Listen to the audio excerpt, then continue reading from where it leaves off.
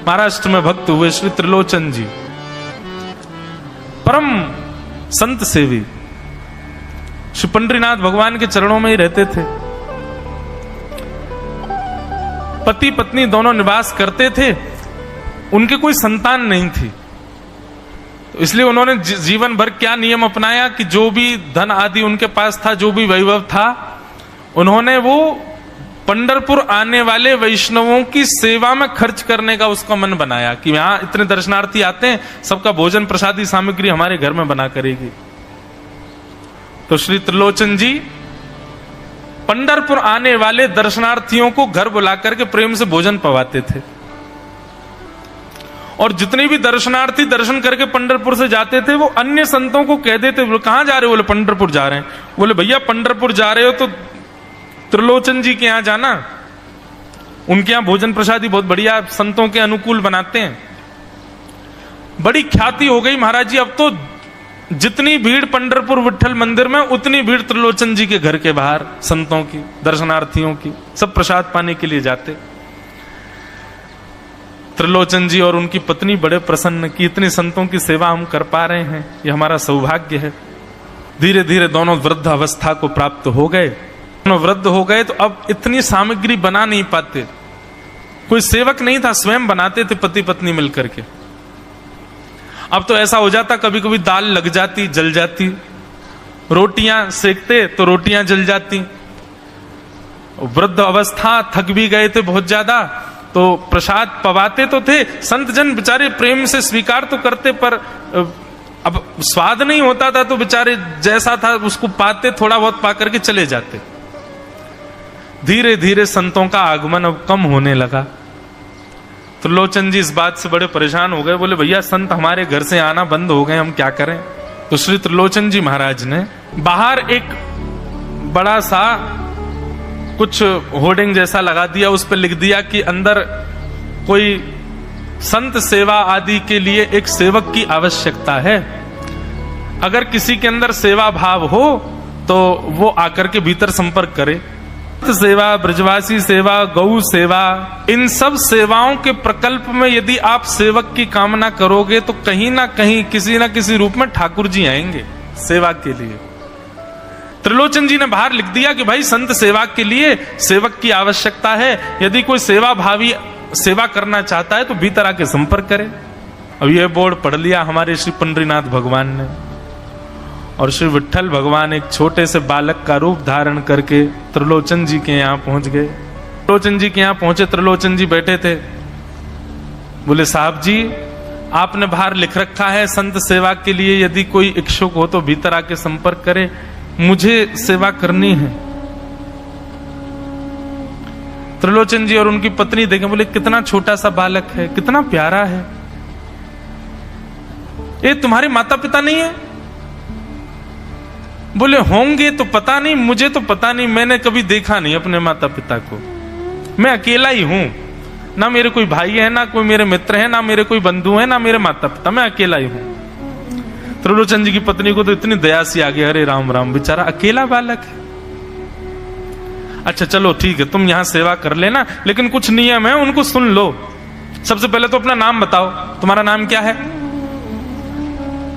विठल भगवान ही थे, वो तो छोटे से बालक के रूप में गए थे। बोले मेरा नाम है अंतर्यामी। त्रिलोचन जी बोले नाम सुनकर के तो ऐसा लगता है जैसे सच में अंतर्यामी है क्या?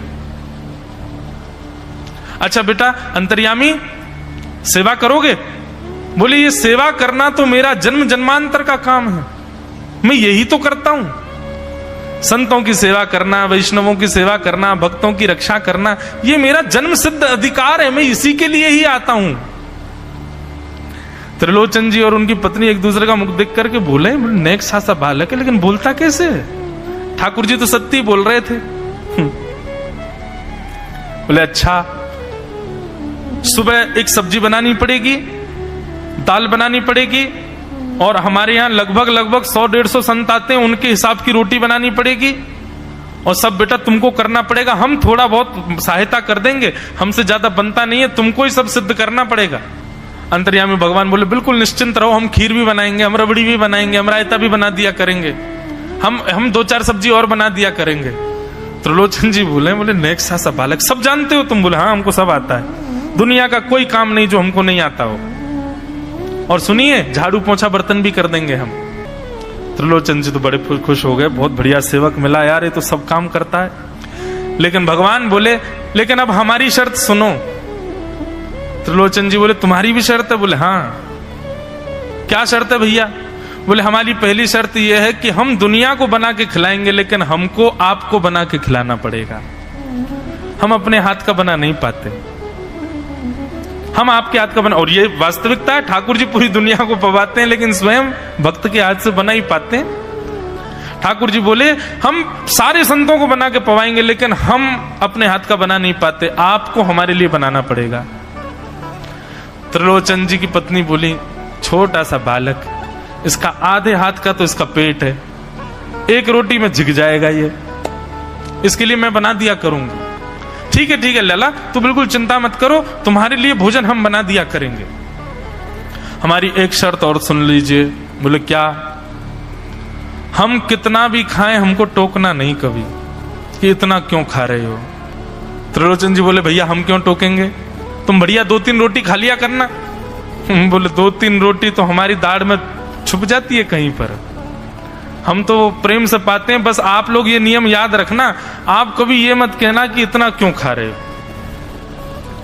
और सुनिए एक बात, अगर हमारे सामने कही तो अपराध बनेगा ही, आपका नियम टूटेगा ही।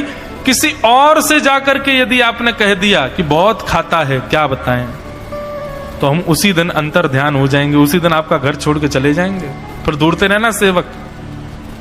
त्रिलोचन जी बोले हम क्यों कहेंगे भैया, हम तो कभी नहीं कहेंगे, हम दोनों तुमको वचन देते हैं, तुम प्रेम से रहो, सबका सेवा करो, हम कभी नहीं कहेंगे कि इतना खाता है। भगवान बोले तो ठीक है, फिर कल से सेवा शुरू। अगले दिन महाराज त्रिलोचन जी और पत्नी उठे सुबह ब्रह्म मुहूर्त में, देखा तो महाराज भीतर ही ठाकुर जी बढ़िया अपनी कमर कस करके, सिर पर ढांटा बांध करके, मुंह पर कपड़ा लगा करके और कढ़ाई में लिए चला रहे हैं, बना रहे हैं दाल। एक हाथ से दाल बना रहे हैं, फिर दौड़ के जाते हैं दूसरी कढ़ाई पे, वहां पर खीर बना रहे हैं, फिर कहीं जाते हैं वहां पूड़ी उछाल उछाल करके धर रहे हैं। त्रिलोचन जी और उनकी पत्नी देख रहे खड़े खड़े, अकेले ठाकुर जी सब बना रहे हैं। नेक्स्ट सा बालक 8 बजे से संतों की जमात आनी प्रारंभ हो गई, सुबह के समय हो गया। महाराज अकेले ही पत्तल लेकर के दौड़ते हैं, सारे संतों को पत्तल बांटे आते हैं, फिर अकेले ही सामग्री लेकर के जाते हैं और लेकर के सबको बांटते हैं। त्रिलोचन जी कोई सामग्री लेके जाए तो ठाकुर जी बीच में ही आ जाते हैं, बाबूजी आप जाके बैठो, मैं बांट रहा हूं ना, आप उठ के मत आओ, आप उठ के आओगे सब फैल जाएगा, मैं कर रहा हूं ना सब। अकेले ठाकुर जी, अकेले अंतर्यामी भगवान सब कर रहे थे। और त्रिलोचन जी और उनकी पत्नी बड़े प्रसन्न, जय हो विठोबा, तेने तो भैया ऐसा लगे साक्षात तुम ही आ गए हो, कितनी कृपा हो रही है, देखो कैसा सेवक मिला है हमें। भले ही संतान नहीं दी ठाकुर जी ने, लेकिन ऐसा सेवक दिया है जिससे परिपूर्ण आनंद हो गया है। संतों की भोजन प्रसादी हुई, महाराज खूब प्रेम से सब संतों को पवाया, संत भी सब वाहवाही करके गए, बोले वाह त्रिलोचन जी आपके यहाँ खूब बार पाया, लेकिन आज जैसा प्रसादी हमने कभी नहीं पाई। त्रिलोचन जी बड़े प्रसन्न। सब संत चले गए, भगवान तुरंत पहुंचा लिया है, पूरे फर्श को मार्जन कर दिया, सब बिल्कुल सारी दरी वरी समेट करके रख दी, सब पत्तल आदि सबको व्यवस्थित कराए, सारे बर्तन मांज करके धर दिए, सब बिल्कुल व्यवस्थित करके, और आकर के ठाकुर जी सामने बैठ गए। मैया अब सेवा हमारी तो पूर्ण हो गई, अब हमारी पेट पूजा करो, अब आप लगो रसोई में हमारे लिए बनाओ। वो तो इतने भाव में आ गए, अरे मेरे लाला मैं अभी बना के लाती हूँ। सुंदर सुंदर सब्जी बनाई, सुंदर रोटी बनाई, सुंदर खीर बनाई, थोड़ी थोड़ी एक दोना, दो दोना मान लो सब्जी बनाई, दो दोना खीर बना दी, 10-5 पूड़ी बना दी, ठाकुर जी की बढ़िया थाली लगाई, थाली लगा करके सामने धर दी। अंतर्यामी भगवान बैठ गए, प्रेम से पाने लगे, पाते जाए महाराज, वो तो खाते जाए, खीर उठा करके पी जाए, सब्जी उठा के पी जाओ, और लाओ मैया भूख लगी है जल्दी लाओ। 10 की 10 पूड़ी एक बार में चट और लेकर के आई, बेचारी देती गई, 10 की पूड़ी और धरवा ली, फिर उनको भी पा गए। अब मैया ने इतनी सामग्री बनाई थी, बोले मैया भूख लगी है जल्दी जाओ, आटा मारो, फिर से सेको, बढ़िया लेके आओ सामग्री, आपसे हमने कही थी कि आपको हमको पवाना पड़ेगा। नहीं बेटा तू बिल्कुल बैठो रहे। अरे भैया मुझे तो लगी नेक्स्ट सो पेटया को, ये तो कुआ है पूरा, कितना डाल दो भरे कोई ना। महाराज आटा मारते मारते शाम हो गई। शाम तक ठाकुर जी पाते ही रहे और खूब पेट भर के पाया महाराज। एक आसन पर अखंड 4 घंटा बैठ करके भोजन किया और भोजन करने के बाद ठाकुर जी बोले ठीक है सेठ जी, अब आओ लाओ तेल ले आओ, आपकी नक मालिश कर दूं, आपकी नक सेवा कर दूं, आप थक गए होंगे। त्रिलोचन में नहीं इसकी नहीं क्यों नहीं है, तेल लेकर के उनकी मालिश भी कर दें। इस प्रकार चले। त्रिलोचन जी की पत्नी बेचारी पहले दिन तो कुछ नहीं बोली, दूसरे दिन भी कुछ नहीं बोली, तीसरे दिन उसके मन में आया, बोले ये क्या कर लिया हमने। सुबह जितना भोजन बनना चाहिए उतना तो ये अकेला ही पाता है। सुबह संतों का ये बना देता, पर शाम को इसके लिए जितना बनता वो संतों के बराबर ही बैठता है पूरा। त्रिलोचन जी कहते नहीं तुमको याद नहीं, उसने कहा था कभी कहना नहीं ऐसा। बोले हाँ नहीं मैं ध्यान रखूंगी, नहीं कहना है। लेकिन अंतर्यामी भगवान तो खूब प्रेम से घर के सारे काम कर रहे हैं उनके। महीना 1.5 महीना बीत गया, खूब आनंद से सेवा चल रही थी। एक दिन त्रिलोचन जी की पत्नी पड़ोस में किसी के पास बैठी थी, तो पड़ोसी तो होते ही हैं सब घर के बात बोलने वाले। उन्होंने कह दी, बोले कि आपके घर में तो आजकल बड़ी खुशहाली आ गई है। त्रिलोचन जी को देखा, चेहरे पे कैसा तेज आ गया, लाल लाल टमाटर जैसे गाल हो गए उनके। बोले अरे वो आया है ना अंतर्यामी सेवक हमारा, बहुत सेवा करता है, प्रसादी वगैरह सब वही बनाता है, फिर मालिश करता है उनकी, बढ़िया बढ़िया उनके लिए जूस निकालता है, बढ़िया उनको सब भोजन पानी पवाता है। इसलिए इस वजह से त्रिलोचन जी बढ़िया। वो त्रिलोचन जी तो बढ़िया हो गए, तुम सूख गई हो, तुम इतनी पतली दुबली क्यों हो गई, मेरा दुख कौन जाने। वो सबकी सेवा करता है पर अपनी सेवा मुझसे करवाता है। अरे छोटा सा तो है, ऐसे मटक मटक के जाता है, हम तो उसको देखने के लिए खड़े रहते बाहर, कैसे बढ़िया लगता है। कई लोग तो देखने ही आते हैं उसको कि कैसे सब्जी परोस रहा है, कैसे पूड़ी परोस रहा है, कितना सुंदर लगता है। छोटा सा तो है, उसकी क्या सेवा करनी पड़ती है। अरे बहन तुम क्या जानो, 2, 4, 5, 10 किलो आटे की कब कब में रोटियां पूड़ियां खा जाता है चपेट करके, कोई पता नहीं चलती, पेट है कुआ है समुद्र है क्या है पता नहीं चलता है। इतना खाता है, इतना खाता है, इतना खाता है। 4 घंटे की समाधि पर बैठता है एक साथ, थाली नहीं थाल लगाना पड़ता है उसके लिए, इतना खाता है। जैसे ही कहा इतना खाता है, ठाकुर जी अंतर ध्यान हो गए। शाम का समय, त्रिलोचन जी रोज शाम होते ही बैठते थे, थोड़ी देर कुछ चर्चा आदि करते थे भक्तों की। त्रिलोचन जी ने बुलाया, अंतर्यामी, ओ बेटा अंतर्यामी कहाँ हो, जल्दी आओ, चलो शाम हो गई है, थोड़ी देर बैठे कुछ सत्संग करें, कीर्तन करें। अंतर्यामी नहीं आए। पूरे घर में खोज लिया, ठाकुर जी नहीं मिले। रसोई घर में खोज लिया, ठाकुर जी नहीं मिले। पड़ोसियों से पूछ लिया, नहीं मिले। सब्जी मंडी देख आए, ठाकुर जी नहीं मिले। पूरा पंढरपुर देख लिया, लेकिन ठाकुर जी नहीं मिले। त्रिलोचन जी बड़े उदास हो गए, पत्नी से कहने लगे, पता नहीं कहां चला गया, कहां गया होगा पता नहीं। देवी तुमने उससे ये तो नहीं कह दिया था कि इतना क्यों खाते। बोले नहीं नहीं, मैं तो कान पकड़ती हूं, मैं कभी नहीं कहती उससे। बोले किसी और से तो नहीं कहा था ना तुमने, क्योंकि उसने वचन दिया था ऐसा कहोगे तो मैं चला जाऊंगा। बोले हाँ आज एक गलती हो गई, पड़ोसी के पास बैठी थी, उससे बात करते करते मेरे मुख से गलती से निकल गया कि अरे उसके लिए तो बहुत बनाना पड़ता है, 10 किलो आटा खा जाता है, इतना खाता है, तो निकल गया था। समझ गए। बोले ओहो इसीलिए चला गया, उसको पता चल गया कि तुमने कह दिया है तभी चला गया है। त्रिलोचन जी और उनकी पत्नी दोनों श्री पंडरीनाथ भगवान मंदिर के दहली पर जाकर के बैठ गए। जाकर के ठाकुर जी के आगे हाथ फैला करके कहने लगे, बोले नाथ, हे पंडरीनाथ, आपने हमको संतान नहीं दी, पुत्र नहीं दिया, पुत्री नहीं दी जीवन में, हमने कभी उसकी अपेक्षा नहीं की, हमने कभी आपसे शिकायत नहीं की कि हमको संतान क्यों नहीं दी है।